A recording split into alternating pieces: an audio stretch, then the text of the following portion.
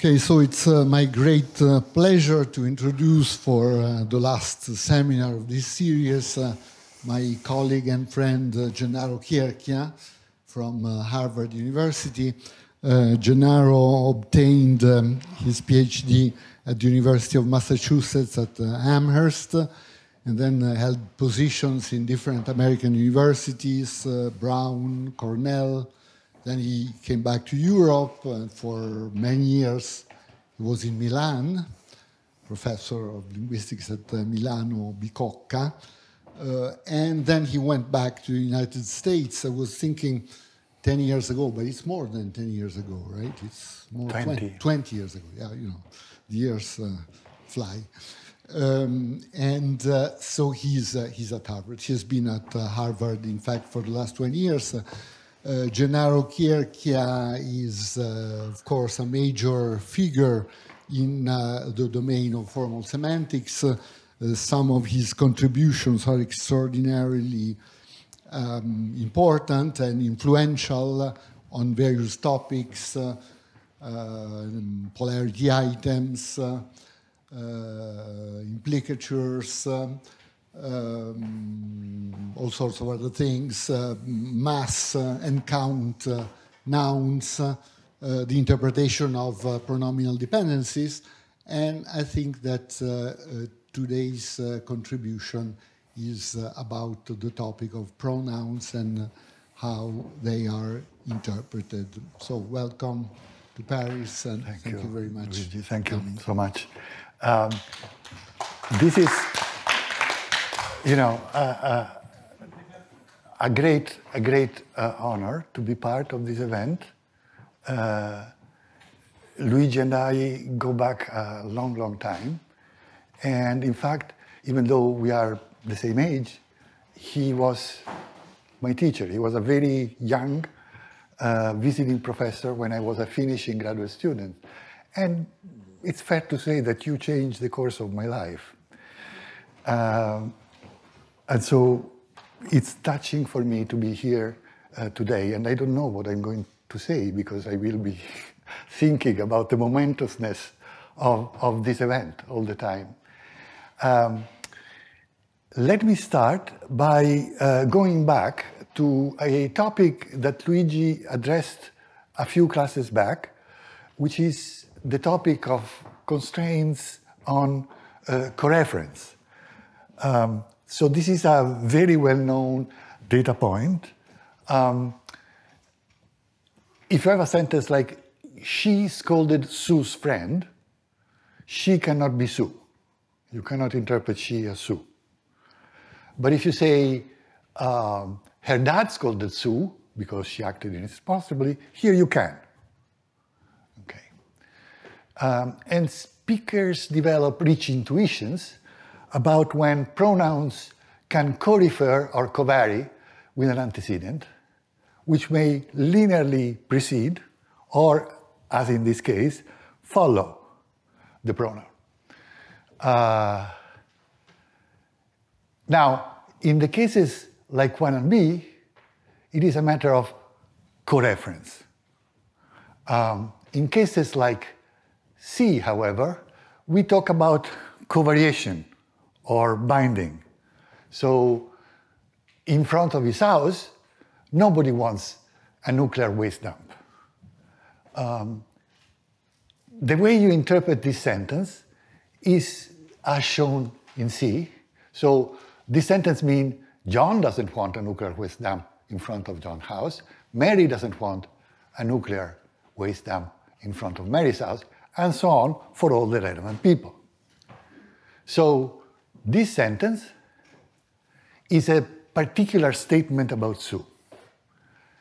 But this sentence is a general statement. And this generality comes from the noun phrase nobody, which is a quantified noun. And the semantic import of quantified nouns can be stated in this form, which is, you know, sounds like, immediately sounding like logic. So for no person X, X wants a garbage dump in front of X's house. Okay. So here, the pronoun is interpreted as a referential device, but here, it is interpreted in a general way, as a device for creating a general reference, a general thought, that enables to make a statement about a potentially infinite set. Okay. And this is what quantifiers and variables, quantifiers meaning noun phrases and variables meaning pronouns, can do. And this is an extremely powerful tool of reasoning. Without quantifiers and variables, there is no logic and there is no science. Science could not develop. And so this talk is about the roots of this fundamental capacity of expressing general statements through quantifiers in natural language. When is it that quantified nouns can covary with pronouns, and when is it that they cannot? And why? And in view of the huge cross-linguistic variation, this is a very hard question. But as it turns out, there are some pretty remarkable generalizations that hold, and some of them have fairly simple explanations. And this is what I would like to illustrate today. And, you know, it is a collective result of modern linguistics to arrive at some such generalizations and explanations. As you know, if you have been following Professor Rizzi's class, structure matters. That is very obvious. And by structure, I mean the way in which words are assembled in phrases, which we linguists represent as trees. So, for instance, in this case, in sentence A, the pronoun, we say, "she commands" is antecedent. That is to say, if you climb up to the first branching node and look down, then you see the potential antecedent. Okay? Here, the pronoun does not "she command" its potential antecedent. Obviously, this matters. In this case, this blocks coreference. But in this case, coreference can take place. Okay? So let me give you some more of these facts. Scope and binding are technical terms that linguistics imported from logic.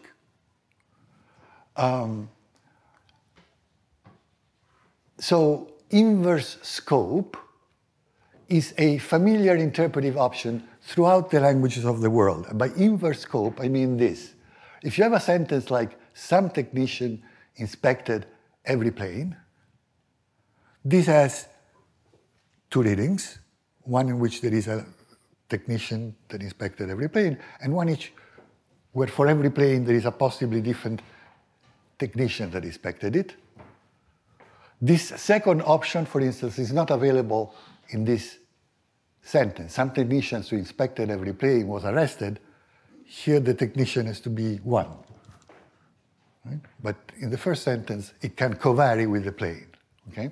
And so this is a situation of inverse scope, where the object, which is embedded deeper down, takes scope over the subject. Okay? And I invite you to think about this phenomenon as a sort of a mental movement, where you literally take the object and process it before the subject, so that the sentence winds up having the reading for every x which is a plane, there is a possibly different technician y that inspected it. Okay? And this is familiar in certain configurations like this, but not in here. And now a puzzle arises, namely, even though inverse scope is possible, inverse binding, inverse covariance is very rarely possible. Okay? So it is not possible to construe this as meaning every student X is such that X complains to himself. It cannot have this interpretive construal. Now, is this a matter of left to right? Something simple like that? Well, not obviously so if you consider questions, right? The same point can be illustrated with questions. So this is, in English, a kind of an echo question. It's very restricted. It's not the way you normally ask questions. It's not ungrammatical, you can say it, but it has special pragmatic conditions, right? So he complained to whom? This is the form of a regular question. Who did he complain to? Now, this is a perfectly fine question if you don't interpret it with who binding he. So this cannot mean which X is such, X complained to X. Okay? So you see, here, the WH word occurs to the left of the potential target, bindee, but still, the relevant interpretation is impossible. And so, you know, there is a descriptive generalization here that you can sort of encompass both this and this in the same statement, if you wish. So a pronoun cannot covary with either a noun phrase or the trace of a noun phrase that it commands. So if the pronoun is above, it cannot covary with something below. And this is known as a strong crossover. Okay? It's a very widespread constraint.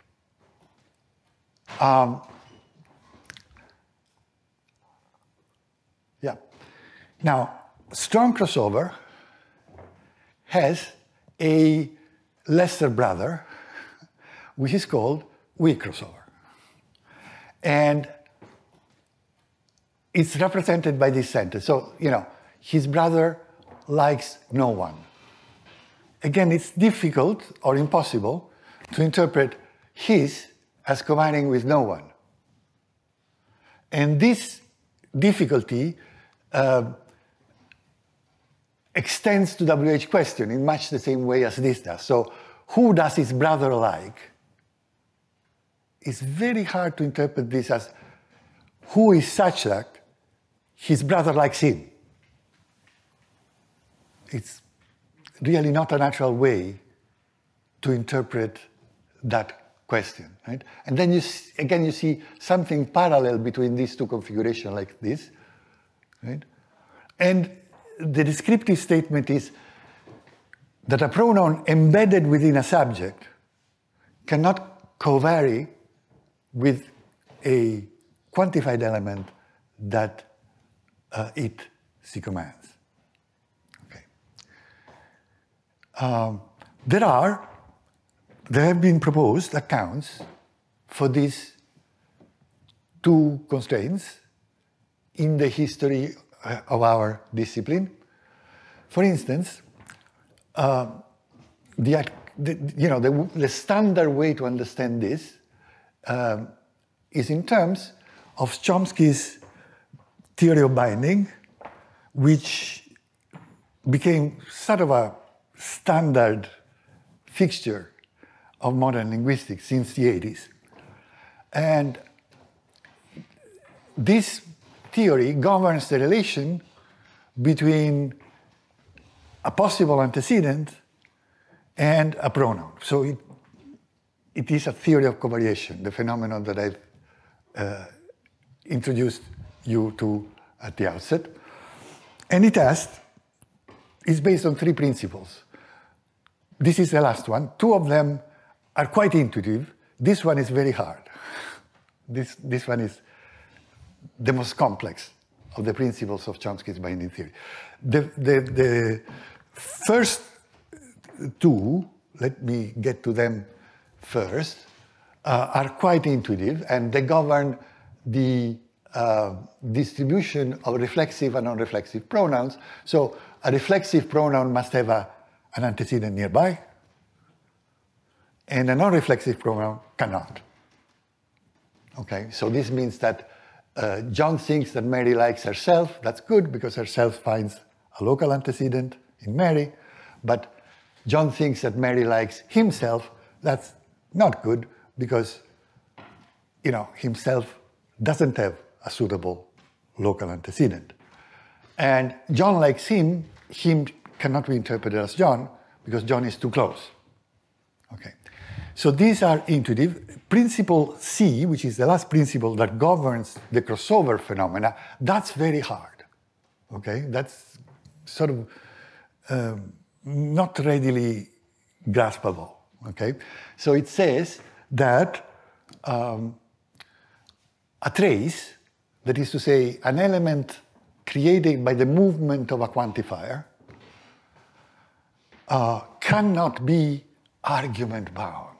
Oh my God, what does that mean?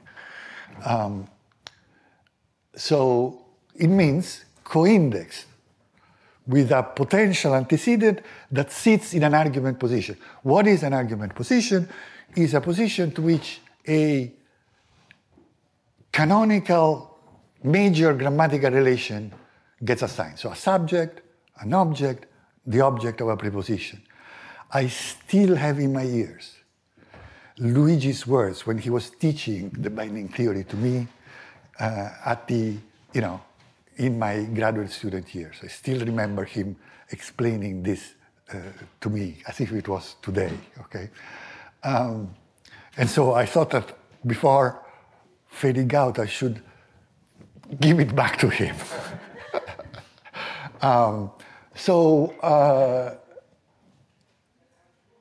Yeah. This is basically the account of strong crossover. Okay, a strong crossover configuration arises when you move something and there is this guy in between on the C-command line that, as it were, interferes with the trace. Weak crossover, quite frankly, is a mess. There are no agreed upon solutions.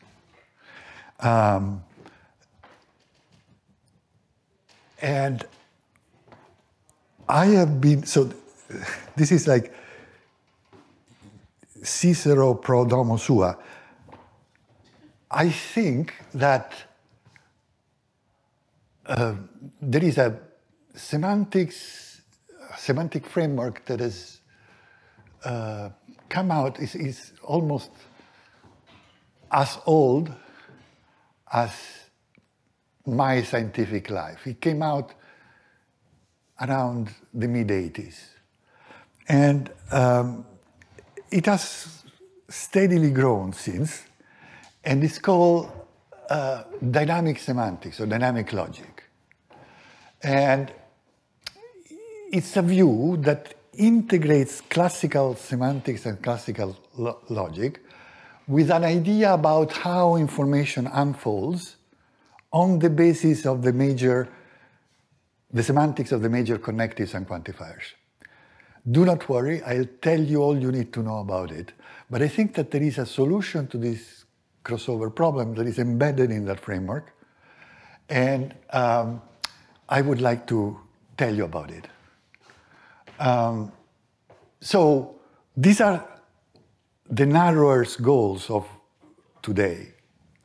I would like to expand a bit the range of crossover phenomena to be considered. Extend it to data that are familiar but unaccounted for, but also to data that are quite new. And then I would like to get rid of principle C.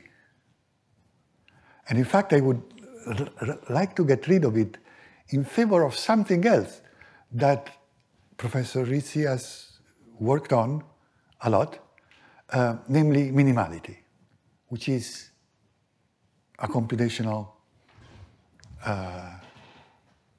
property, a property of computational systems.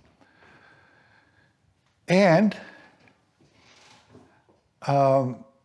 consider possibly some further benefits of relating the binding theory with this dynamic tail. So this is how I will proceed. I will first give you the broad generalization to be addressed. Then I will tell you about dynamics. And then I'll try to show how that works with respect to this broad range of data. Okay, and there are two sets of facts that I want to talk about. This is well known, but unaccounted for, or with no agreement on how it should be treated. So this is, again, a case of binding and covariance.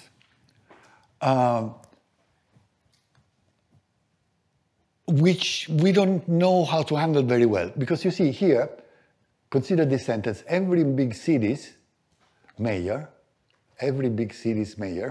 or the mayor of every city, presented a different motion. Okay? So here you see every has scope over motion. So every city gets a different motion, right? But everything is not a co-argument. It's embedded within a noun phrase. It's buried inside a noun phrase. When that normally happens, you cannot scope outside of it. So for instance here, the mayor that visited every big city wrote a report on it. This has to be a unique mayor, right? You see, the quantifier is embedded inside the noun phrase, and it cannot scope out of it here. But it can here, and it can even bind pronouns. Okay? So there is something special about the possessor position, or certain prepositional phrases inside the noun phrase that enable to outscope the noun phrase and to bind pronouns that normally would be not within its reach. Okay? So this is a well-known problem, and it's unknown, unagreed upon how to deal with it.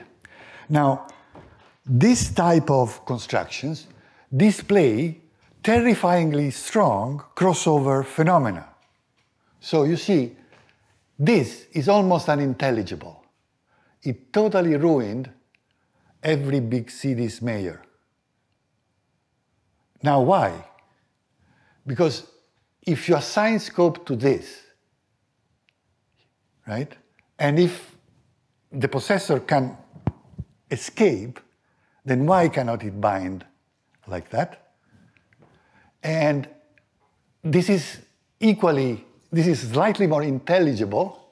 I mean, you can see what this is trying to say, but it's equally impossible, right? So its corruption totally ruined every city's mayor. You can sort of see what that would mean, but it's just not the right way to say it. And again, why? Right? Because if, we know that we can assign scope of objects, right? So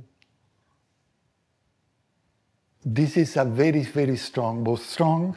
So this is called secondary strong crossover. The name comes from Paul Postal, as much in this domain. And this is secondary weak crossover. Secondary because the potential binder is inside a noun phrase. Okay. This is another thing that we love. This has been the primary hunting ground for the dynamic take. These phenomena are known like, have the inglorious name of donkey anaphora. From, you know, it's an old problem. So every farmer who beats a donkey gets beaten by its mother. This is a silly sentence, but you perfectly understand what it means. And here, it's covaries with a donkey, which is again buried inside a noun phrase, no problem. If you flip them around, it becomes unintelligible again. So its mother bites, every farmer who beats a donkey is gibberish. And again, why? Right? You take the object, you scope it. We know that from that position binding is possible. Why is it not possible here? Notice there is a minimal contrast that is important. So this is so-called DP donkey anaphora. Well, the anaphora is buried inside a noun phrase. But this is instead here. This is also donkey anaphora, but it's adverbial donkey anaphora. So the quantifier here is an adverb. Okay. So if a cat has blue eyes, it always is aggressive, or it rarely is aggressive. If a cat has blue eyes, it rarely is aggressive, means few blue-eyed cats are aggressive. Right? Here, no crossover at all. If it has blue eyes, a cat is rarely aggressive, it's just as perfect. Okay? And an interesting thing, there are languages that are said not to have quantifiers like every. So determiner quantifiers are not universal. Adverbial quantifiers are. There is no known language that lacks adverbial quantifiers. So this is an important data point to bear in mind. Okay. Right. So this is something clearly, a theory of crossover should extend to these cases, should make us understand what is going on. Now, these are the kind of things that are pretty clear, but fairly, imagine a child converges on these intuitions eventually. And here is a set of fairly new facts. And these bear upon the talk that Luigi gave today, right? So it concerns a kind of topic-oriented movement. And let me illustrate it with an abstract example from English, and then I will give you some concrete examples from 3 languages. So, he praised every student's work. Here, every student cannot bind he. His teacher praised every student's work. Same thing. This is strong crossover, secondary strong crossover. This is secondary weak crossover.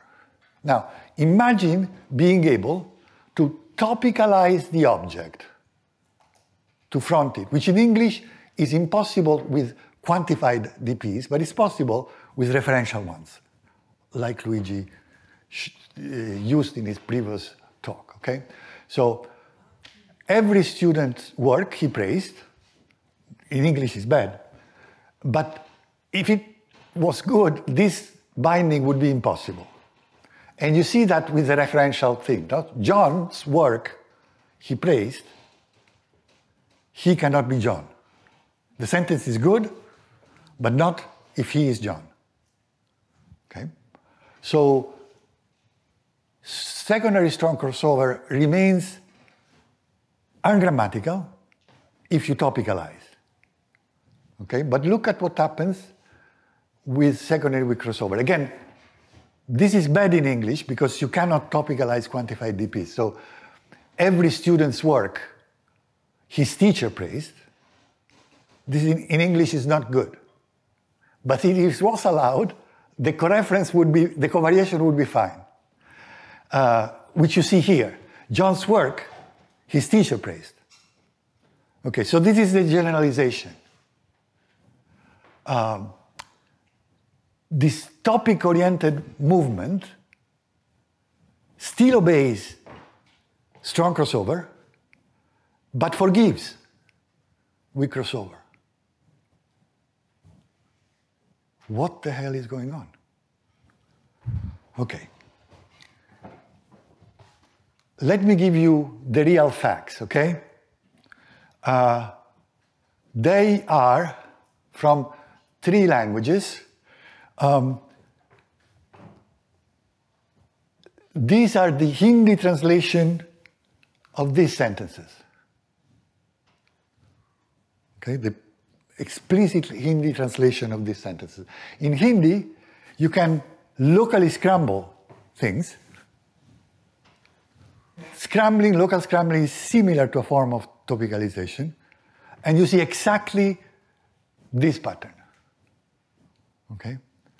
Now, I want to tell you, the same holds of Italian clitic left dislocation, and so you can apply that, I expect, to French.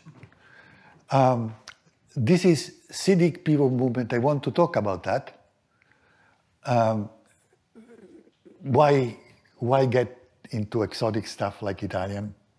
We'll do Austronesian. But before we do that, I want you to give a sense of what is going on with English, where something very similar holds. If you look at prepositional phrases, which you can front, like, in adverb fronting type thing. So this is the pattern, and this will give you some intuitions about what is going on. So he burst into tears at every student's defense. He cannot be every student. His advisor burst into tears at no student's defense. That's it's intelligible, but not the way to say it. Now front it. At every student's defense, he burst into tears. The sentence is grammatical, but not on that reading. Or at no student, you can even do negative inversion. At no student's defense did he burst into tears. That's still bad on the covariant interpretation. But look, at every student's defense, his advisors burst into tears. Or at every student's defense, at no student's defense did his advisors burst into tears. That becomes completely perfect. Okay? So these exotic things that happens in Hindi and in Italian clitic left dislocation and whatnot happens in our own backyard. Okay. I have to tell you about Sidic because I am new to it. I know nothing about Austronesian. But this is, when you look at this, you think that this has been planted by Chomsky. That is not a real natural language. Look at what happens. So this is field work on this Austronesian language, which is spoken in Taiwan by Yvette Wu. She has an else paper, which is coming right out. And this language is pretty amazing when it comes to anaphora. And anyone who thinks that anaphora has anything to do with left to right should look at this. So the way it works, so it's described usually as either a VSO or a VOS language. Okay. Now, the way Austronesianists talk about this is that there is a basic underlying order, possibly SVO, certainly verb first. And then an overlay of what they call pivot movement. So there is a morphology that tells you which argument has to be the pivot. Now, the pivot sits on the right. Okay? So you can take the agent as pivot, the patient as pivot, or allocation as pivot. Okay? And it's obligatory. You have to do that. Okay? So look what happens with pivot movement. So probably, the pivot sits on the right, which suggests that, probably first something from the basis is put in pivot position, and then all the rest is moved out. But, I will leave the details of this to the likes of Yvette or Luigi to figure out exactly how this goes. But look at what happens. So here you have, he saw every person, okay? He saw every person. And here you have the verb first, the object, and the subject, which is in the pivot position, okay, which is on the right. So this is, the subject is elevated to pivot, which is like a topic-like position. And of course, the subject, the object cannot bind into the subject. This is a canonical, strong crossover-like configuration, okay? The interesting thing is that here he is on the right. So linearly, in terms of an anaphora, it could work, right? The antecedent precedes linearly the pronoun,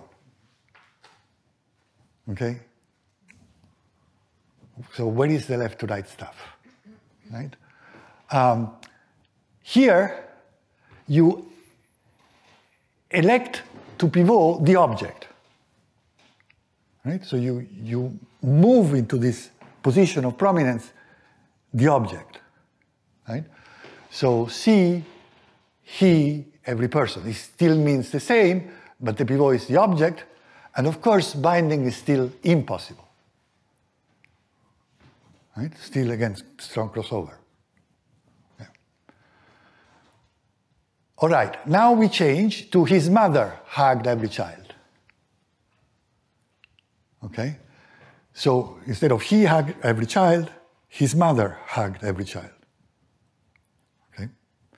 Now, if you elevate his mother to the pivot position, the word order will be hug every child, his mother. And bad. But now, you promote to pivot every child, the object. And it becomes good.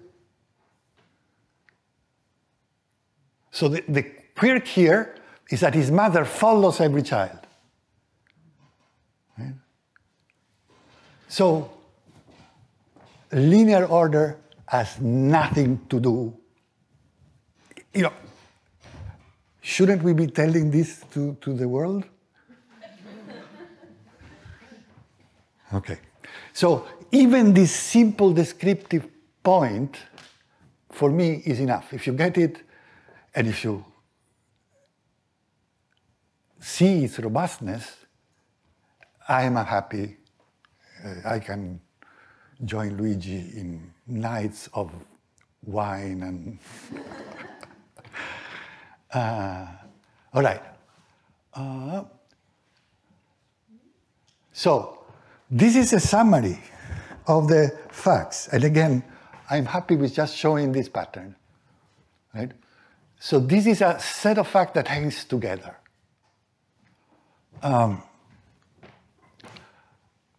He complained to no one. He complained at no student's defense. This is what falls under the rubric of strong crossover. His teacher complained to no students. His parents complained at no student's defense. Weak crossover. Overt WH movement preserves both these effects. But topicalization only preserves strong crossover. Okay? And why? Yeah? But as Luigi was underscoring, so I will give you some sense of where I think this is headed, but you know, this is real stuff. This is something robust that children exposed to, regardless of the specific shape, whether they're born in Taiwan or they're born in Italy, they converge on them. And, you know, a good description is always the first key step towards some kind of an account, right? And perhaps my account remains descriptive in this sense. But I think that what is going on is that there are really two kinds of variables, two kinds of operator variables dependencies in the languages of the world. And one is what we know and love from classical logic. And the paradigm of that is the lambda operator. Okay? So you have a variable and you're binding with an operator and that operator tells you what to do with that variable, how many times you have to interpret it, and so on. And this is subject to a strict C-command condition in the sense that the operator has to be able to reach that variable, right? And so it, you know, the variable has to be in scope. In a logical formula, if you have this configuration, this variable would not get the same meaning as that variable. This is a free one, this is a bound one. So this is, you know, the pain that you go through when you are exposed to intro to semantics. You have to learn this stuff. Okay. So this is very familiar, we know it, and this is essentially implemented as movement in language. Right? And then there is a different way of creating a covariance. And that's the dynamic idea. Okay. The dynamic idea works as follows. There are certain spots where you activate a file in your head. You activate a discourse marker, a discourse reference. And this discourse reference can be picked up indefinitely until you hit a barrier. And the barrier is created by either something like negation or something like a strong quantifier. Okay? And this is an asymmetric relation. So it goes on following the C-command chain. Right? So that if A C-commands B, asymmetrically, the discourse marker is passed on. But if it's introduced in B, which is asymmetrically C-commanded by something, it cannot be passed backwards. Okay? So this is a different constraint. It's called accessibility. And it's rooted in the meaning of the connectives and of the quantifiers. To get a sense of it, here is an example. So there was a cat on the mat. It was black. I chased it away. And you could keep going, referring to the cat. This can happen, for instance, also in the antecedent of a conditional. If there is a cat on the mat and it was black and you chase it away, then tell me. Okay? Negation blocks that. There wasn't a cat on the mat. I saw it on the cliché table. That's not good. Right? So negation screens off this passing off of the potential antecedent. This is a weak quantifier. A friend of mine brought his cat. It was a very annoying one. I chased it away, and so on. But every friend of mine brought his cat. It was annoying and not very good. Every creates a screen that blocks this free passing on of discourse reference. Okay. All right. So we have two kinds of operator binding relation. Okay, one is similar to lambda abstraction, and the other is similar to this mechanism of introduction of a file, opening of a file, opening of a discourse marker, and then the semantics of the embedding operators tell you how far you can push it. This is the very simple-minded mapping hypothesis. How are these operators employed? By syntax. Okay. Now, a fairly natural assumption to make is that discourse markers are not activated by DPs. They are activated by positions, by heads, for instance. And in particular, thematic heads that assigns primary thematic role, like agent and patient, always activate discourse markers. Always create a potential antecedent. And then the question becomes, this is essentially saying that base positions, A positions, activate discourse markers. What about derived positions? Well, obviously, they must fall into two categories, right?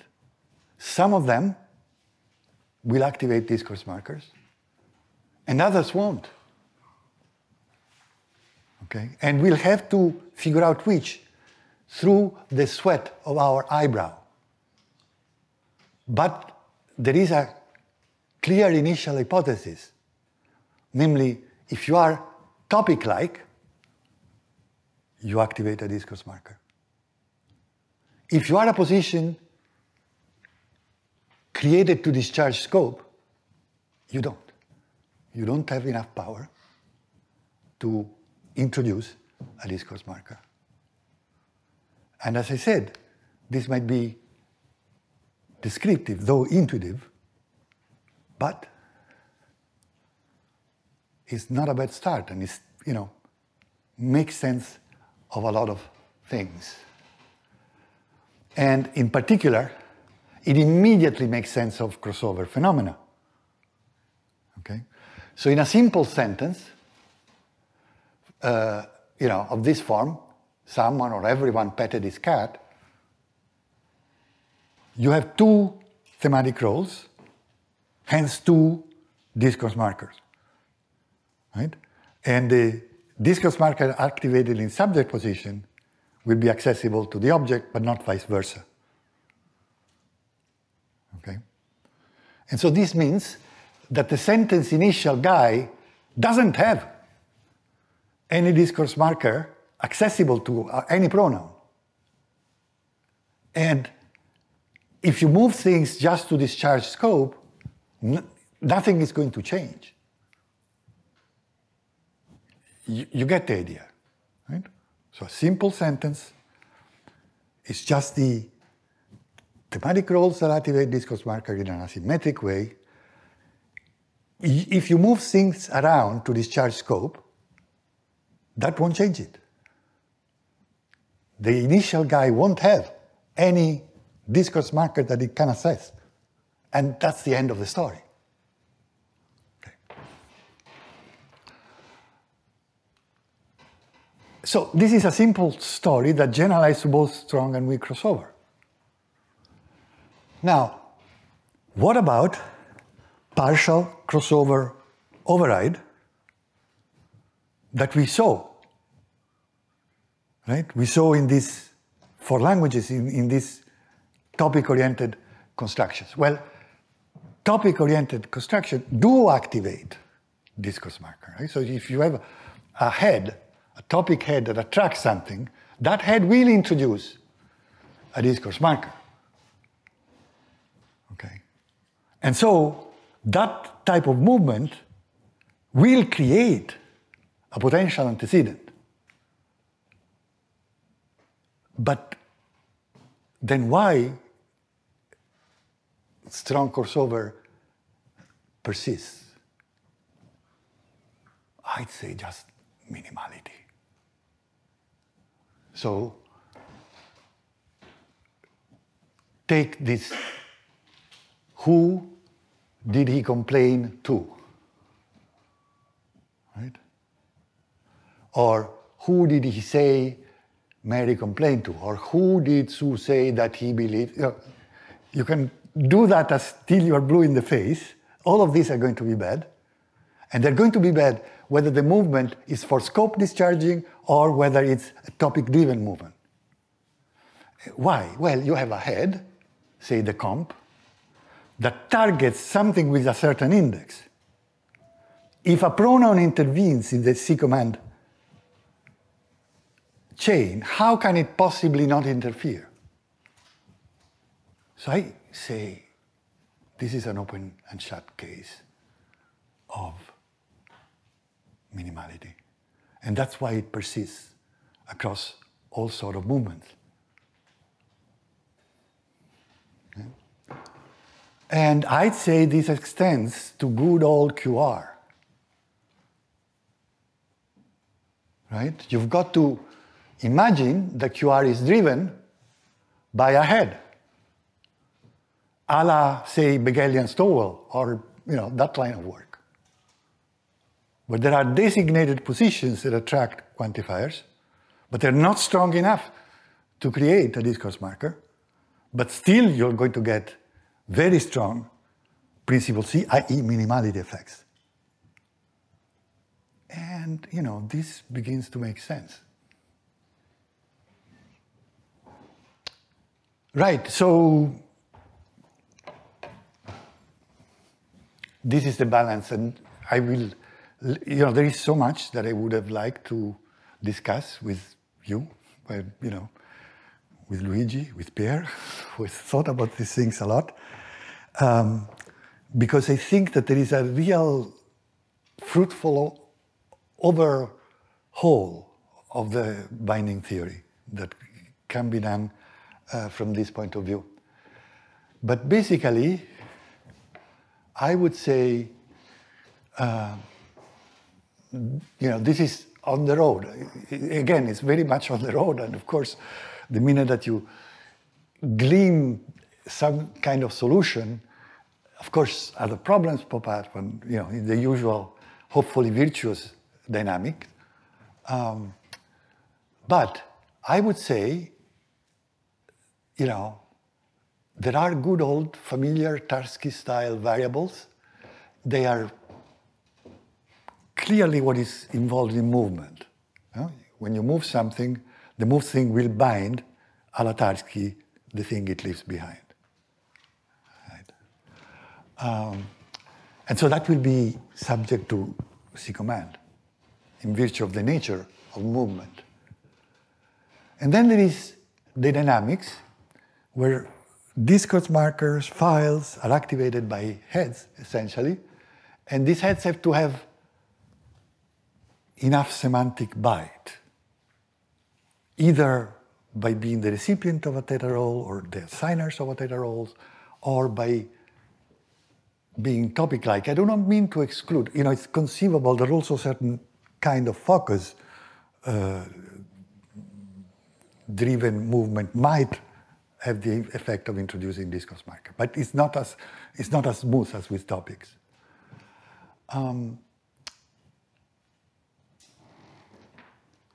Heads that trigger movement for the purposes of scope marking won't activate discourse markers. So WH movement and the likes won't activate discourse marker. Weak crossover is caused by movement to scope sites that don't activate discourse marker. Strong crossover is a minimality effect and hence cuts across all sort of movement.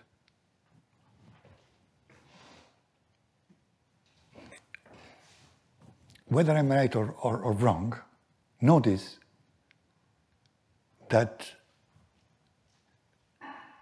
we keep figuring out pretty incredible generalizations that are robust and far beyond the reach of ChatGPT, as Luigi has illustrated in one of his previous classes. Right? ChatGPT cannot get "he likes John" right, let alone Siddiq, right, where the bindee always sits to the right. So we keep discovering super interesting generalization, and we keep refining the way in which syntax and logic, which is the real source of meaning, come together. Okay. Thank you.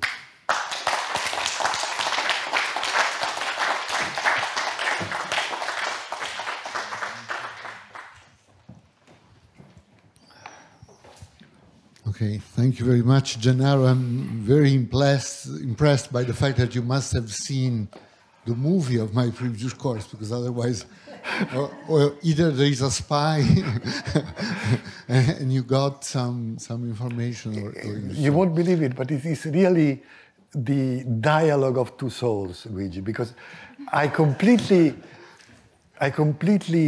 went blind when I thought about this topic. And then I discovered that you had just, set it up so nicely with your previous class. That's well, amazing. I am amazed and impressed. Okay, so I'll just ask a couple of, or say a couple of things, yes, just to break the ice. It's all very impressive. I mean, this fact that, for instance, discourse-linked WH movement reduces weak crossover effects is a well-known fact that was discussed. So something like who did his father like, which boy did his father like, gets better. So that clearly goes, I mean, given that discourse-linked WH elements like which boy are, in a sense, scope-bearing elements as WH elements, but they're also topic-like in some sense. Yeah. Discourse linking is what. So that suggests that topicality matters. Plays a critical role in that sort of thing. So there's plenty of phenomena that have been observed, kind of in the margin of a very rich phenomenology like strong crossover, weak crossover, that could be amenable to an analysis. Now, what you said about about the possibility that focus movement may have something in common is very interesting, and I really wonder what the final decision would be, right? Because there is a certain way of looking at focus movement which makes it close to topic movement. Mm. Like if you take English as your language of reference, you have the impression that topic movement and focus movement are by and large the same thing. In fact, Ross didn't even clearly distinguish between topicalization. I mean, topicalization for him really covered both those things. Yeah. In other languages, topic and focus are sharply different, very sharply different. So probably the thing to do to test the property would be to take a language like certain African languages, for instance, in which the morphological marking on the two things is quite different to see which way it goes, how the thing is adjudicated. So that would be something very interesting to observe. Then the final comment, immediate comment, but there's much more to discuss here, is this idea that strong crossover is minimality, right? An idea that I obviously like. Of course, this implies a certain way of looking at minimality, right? It couldn't really be something like attract the closest element with a certain feature, because the pronoun wouldn't have that property. Right. If you take the cases like, let's say... it's not a WH element. Yeah, right. It would be another WH man. So who did he see? Yeah. Which cannot mean for which X, XOX. It's so dramatically impossible that we don't even think of that as a possible interpretation. But this would require a formalization of minimality, not in terms of attract to the closest element with a certain feature, presumably, but look at the closest element with a certain index. Yeah, maybe, that would be the way of thinking about it. Yes, that would be the way of looking at it. Yeah, and so. When you were thinking about relativized minimality, it was during the Stanford LSA, you first mentioned that to me, and you said, I think I've got something here, but I'm having a problem of coherence, sort of making it coherent. And this is the problem that, we are facing now on steroids.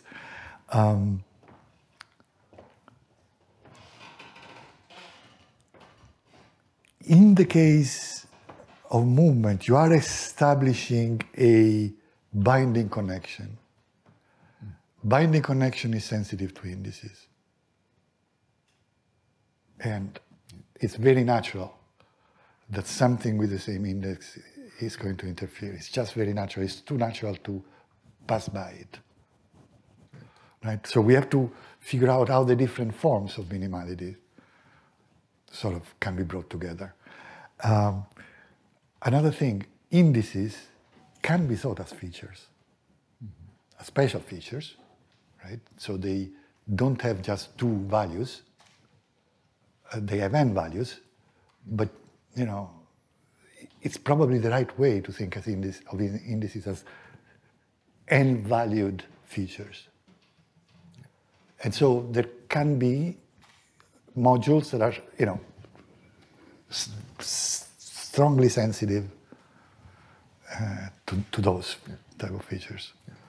And so it would be nice, to think of a grand theory where different features play different role in the computational system, as is to be expected, in some sense. Yeah.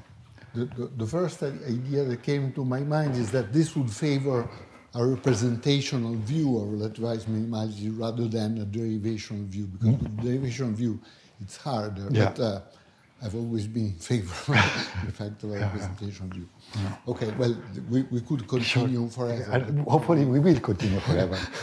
We will. Thank you very much again for your extraordinary presentation. And thank you very much for participating in this series of seminars. Thank you. Thank you.